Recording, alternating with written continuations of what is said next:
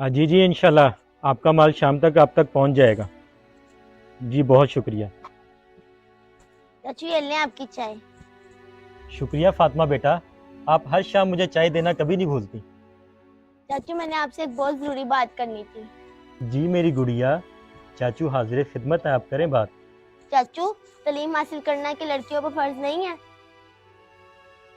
بیٹا جیسے نماز ہر مسلمان مرد اور عورت پر فرض ہے، اسی طرح تعلیم حاصل کرنا بھی ہر مسلمان مرد اور عورت پر فرض ہے. تو چاچو پھر لڑکیوں کو ان کا یہ فرض کیوں نہیں ادا کرنے دیا جاتا؟ تو میری گڑیا نے تعلیم والا فرض ادا کرنا ہے. چاچو جان مجھے بھی کتابیں، اسکول بیگ اور اسکول یونیفارم چاہیے. اپنا بیٹا جب میں رات کو بازار جاؤں گا تو آپ کے لیے اسکول بیگ، کتابیں اور یونیفارم لیتا ہوں گا. چاچو آپ بہت اچھے ہیں. اچھا اب مکھن لگانا بند کرو، جلدی سے کام ختم کر لو، بھائی جان آتے ہوں گے. چاچو میں پاپا کے آنے سے پہلے کام کر لوں گی، پر آپ کا بہت بہت شکریہ.